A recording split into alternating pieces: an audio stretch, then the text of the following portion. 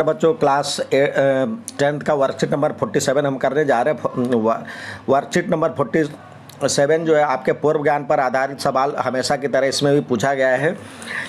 इसमें पहला दिया हुआ है, वृत्त पर स्थित किसी बिंदु पर कितनी स्पर्श रेखाएं खींच सकते हैं। सरकम मतलब ऑन सर्कल आपको पहले से पता है, जो कि इंटरनल पॉइंट्स हो, सर्कल के अंदर पॉइंट हो तो एक भी स्पर्श रेखा नहीं, एक भी टेंजेंट नहीं।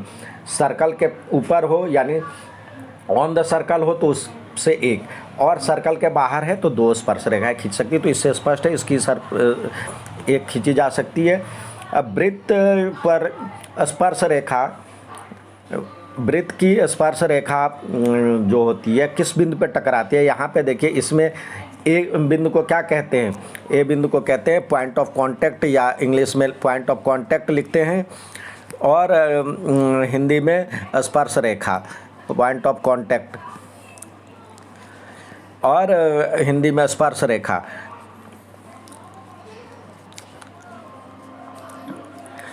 बाह्य बिंदु से बनी स्पर्श रेखाओं की लंबाई हमेशा क्या होती है, बराबर होती है, इक्वल होती है। तो यहाँ पे इक्वल लिखना है, बराबर लिखना है। ठीक है बच्चों, अब आते हैं आज के वर्कशीट के और जिसमें आपको सवाल दिए गए हैं जो करना है आपको। ठीक है बच्चों, देखिए ये फिगर बना हुआ है, तो इस फिगर में ध्यान से देखिए, सी से एक स्पर्श, दो स्पर्श रेखा निकलती है, ये और ये, तो इसकी लंबाई बराबर होगी। तो ये लिख दिया पी सी बराबर में क्यू सी। ठीक है, और ए से भी दो स्पर्श रेखा निकल रही है, तो लिख दिया पी ए बराबर में, या ए पी बराबर में पी ए बराबर में ए आर, या ए, यहाँ पे लिखा हुआ पी ए बराबर में ए आर। और दूसरा ये क्यू से बी बिंदु से भी स्पर्श रेखा है, तो इसको लिख दिए Q B equal to B R,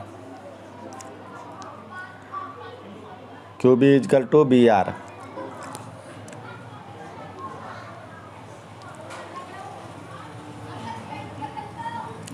ठीक है, अब ये कहता है इस त्रिभुज का आपको चाहिए क्या। ये दिया हुआ ये दोनों दिया हुआ 28 सेंटीमीटर, ये भी 28 है और ये भी 28 है, क्योंकि दोनों बराबर हैं।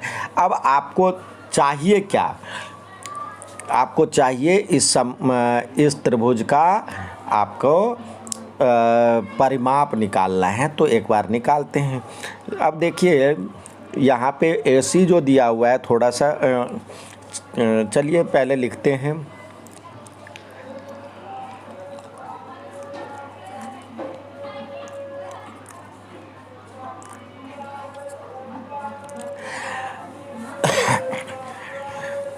यदि इसको हम ऐड करें या नहीं, तो आप सिंपल सा इस परिमाप ही पहले लिख लीजिए। क्या होगा, AC प्लस AB और प्लस यहाँ पे BC। ठीक है, ये परिमाप हो गया, त्रिभुज का परिमाप। तो अब ये AB जो है दो टुकड़े में कटा हुआ है, AR और BR। तो हम लिख सकते हैं AC प्लस ये AB को लिख सकते हैं AR plus BR, AR plus BR, ये लिख दिए। और प्लस में BC।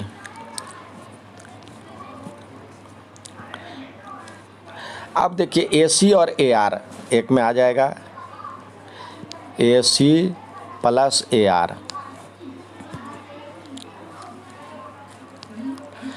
और इधर BC प्लस बी आर। अब ए सी तो ठीक है, ए आर किसके बराबर में था, पी ए के बराबर में था, तो यहाँ पे लिख सकते ए सी प्लस पी ए।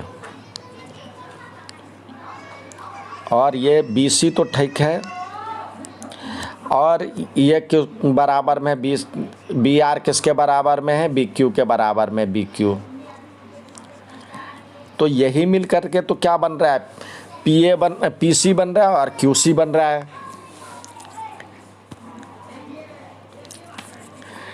ये बन रहा है पी सी और ये बन रहा है क्यू सी। दोनों की लंबाई 26 मीटर 28 दिया है। ये यहाँ पे हमने लिखा पी सी भी 28 और ये भी 28, तो ये हो गया 28 प्लस 28 तो 56 सेंटीमीटर आ गया आंसर। यहाँ पे भी दिया हुआ है करके, जैसे समझ में आए वैसे कीजिए। अब आता है दूसरा सवाल। आज का जो दूसरा सवाल है, सिद्ध कीजिए कि किसी बाह्य बिंदु से वृत्त पर खींची गई स्पर्श रेखाओं के बीच का जो स्पर्श कोण बिंदुओं को मिलाने वाले रेखाखंड द्वारा अंतरित कोण का संपूरक होता है। यानी अभी तक हम करते आ रहे ये कोण और ये कोण मिलकर के 180 होता है। तो बच्चों आप ये जानते हैं जो स्पर्श रेखा जो है स्पर्श रेखा स्पर्श बिंदु से जो मिलाने वाली त्रिज्या होती है उस पर लंब होता है। तो ये कोण 90 है, ये कोण भी 90 है। ये एक चतुर्भुज है, तो चारों भुजाओं का योग 360, चारों कोणों का योग क्या होता है, 360 डिग्री होता है। तो ये हो गया सिद्ध।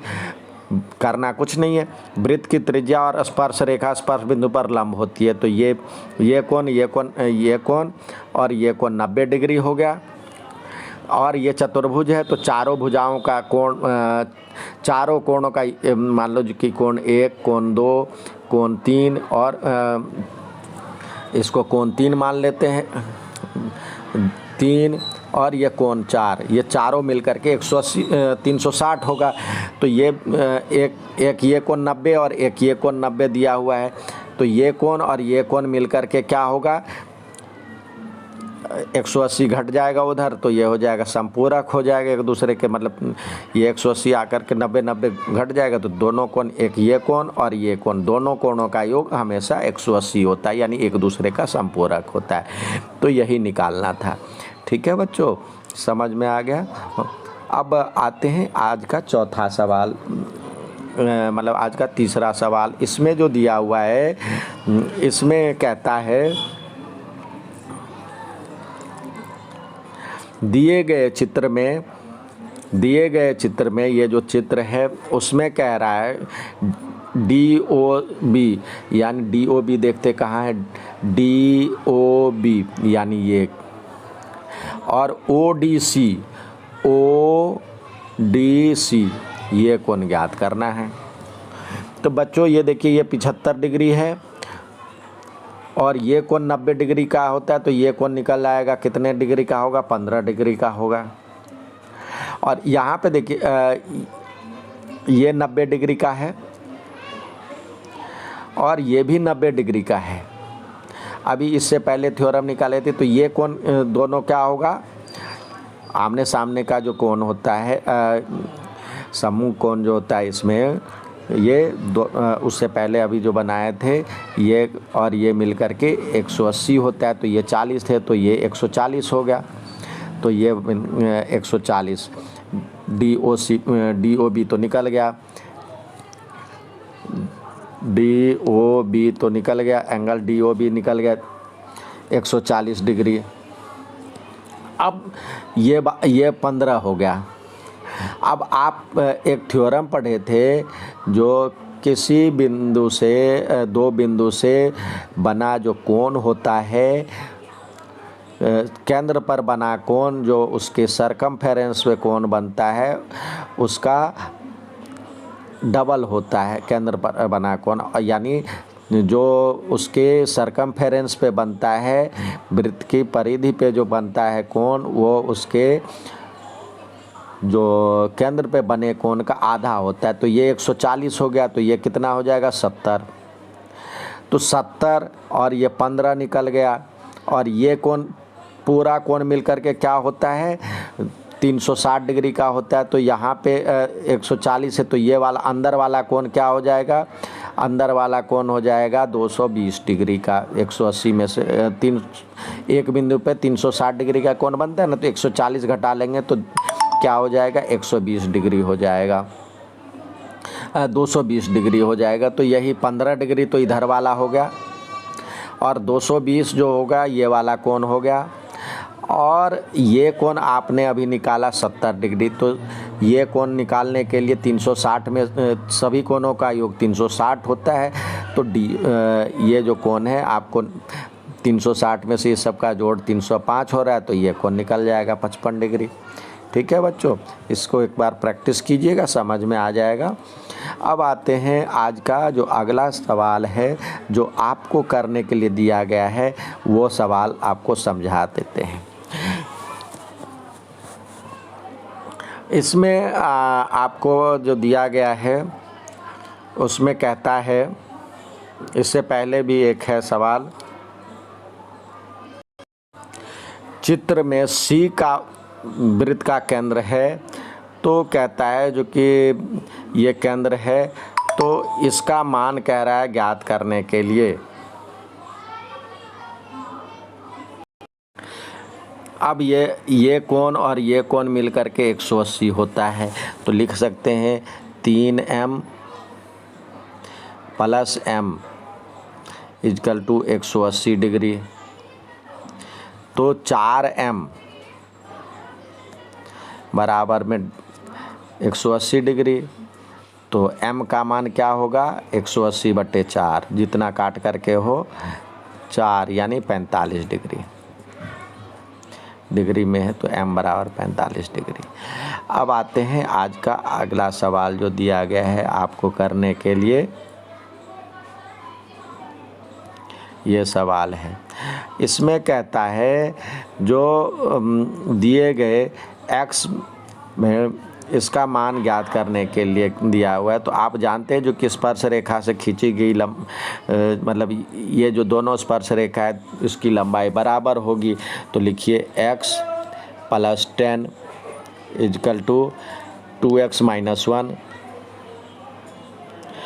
तो x और ये यहाँ पे x था, एक साइड आ जाएगा, तो x - 2x हो जाएगा, और संख्या को उधर ले जाइएगा तो -10 और -1 हो जाएगा, तो ये हो जाएगा -x बराबर में -11। तो ये कट गया, तो हो जाएगा x का मान 11।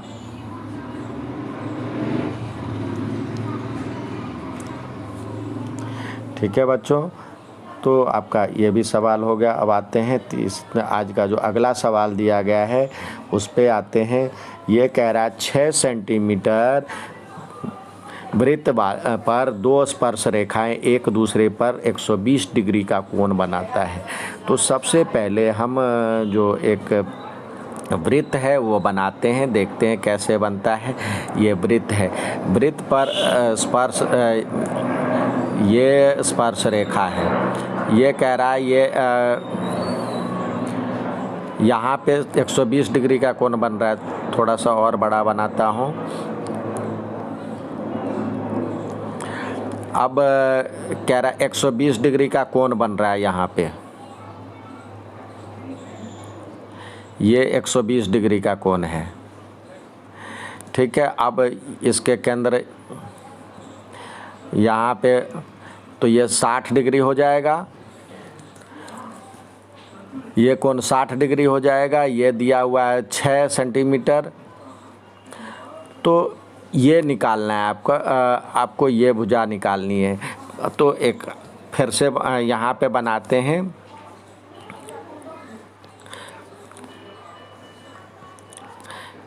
ये 90 डिग्री का है, तो 90 डिग्री के सामने वाली भुजा क्या होती है, कर्ण होगी। ये कर्ण होगा, और ये दिया इसकी लंबाई निकालनी है x। और ये दिया हुआ है आपको 6 और यहाँ पे दिया हुआ है 30 डिग्री 60 डिग्री का। यहाँ पे फिगर से समझ में नहीं आया तो फिर से फिगर को सही तरीके से बनाते हैं, यहाँ पे समझ आ जाएगा। इस तरह से समकोण उल्टा दिया हुआ है तो समझ में नहीं आ रहा है। तो यहाँ पे हम यदि ये कह रहा है जो कि 60 डिग्री का कोण है, यहाँ पे 60 डिग्री का कोण है और जो ये 90 डिग्री का है और कहता है देखिए यहाँ पे 90 डिग्री है और 90 डिग्री और इधर वाला x है जहाँ पे कोण है आधार के साथ कोण, ये x दिया हुआ है और ये दिया हुआ है 6 सेंटीमीटर। तो 1060 का वैल्यू निकालिए। 1060 बराबर में हो जाएगा जो आंसर है क्या हो जाएगा, 1060 डिग्री बराबर में लंब क्या है 6/x। 1060 की वैल्यू होता है √3 बराबर में 6/x। अब x उधर आकर के कट जाएगा तो √3x बराबर में हो जाएगा, √3x बराबर में 6 हो जाएगा। तो x बराबर में क्या हो जाएगा 6/√3। काटेंगे यहाँ पे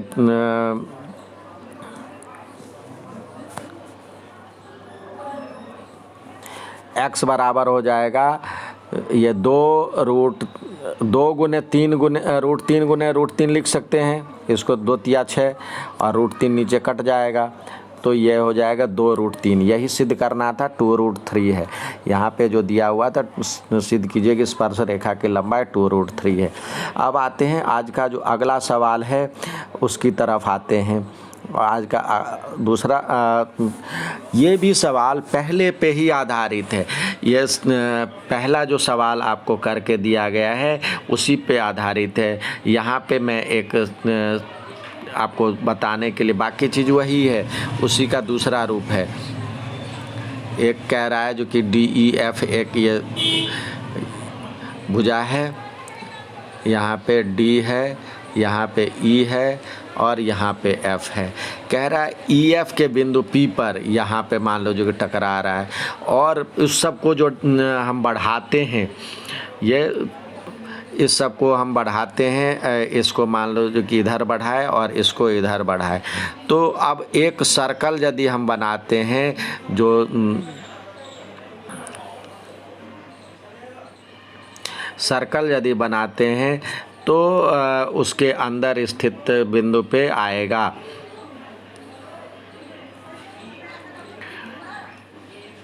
यदि हम इसके अंदर सर्कल बनाते हैं, ये ऐसे करके सर्कल बनाते हैं, बिंदु P पे टच करते हुए जाती, ये थोड़ा सा ये हो गया, तो इस यहाँ पे टच करते हुए जाती है मान लो। तो कहता है इस जो पहला है, पहला जो सवाल दिया गया है वही कह रहा है। तो उस पे कहता है जो कि इसकी जो त्रिभुज का क्षेत्रफल है, त्रिभुज का परिमाप है, उसमें दिया हुआ था जो पहले वाले का ही उल्टा रूप है। त्रिभुज का जो परिमाप है वो DQ का मतलब उसका आधा, यानी ये हिस्सा यहाँ पे Q था और यहाँ पे तो जो पहला 28 सेंट यहाँ पे R था। तो कह रहा है जो कि इसका ये जो भुजा है वो पूरे का आधा होगा। इसका जो ये जो सर्कल है, सर्कल का ट्रायंगल का जो पेरीमीटर है, परिमाप है, उसका आधा होगा ये भुजा। तो अभी हमने जो बनाया था उसमें भी क्या था, डबल हो रहा था, वो 28 दूनी 56 हो रहा था। तो यही चीज़ तो वहाँ पे भी है, तो ये उसका उल्टा है, ये सिद्ध करना है। अब कर लेंगे बच्चों, धन्यवाद।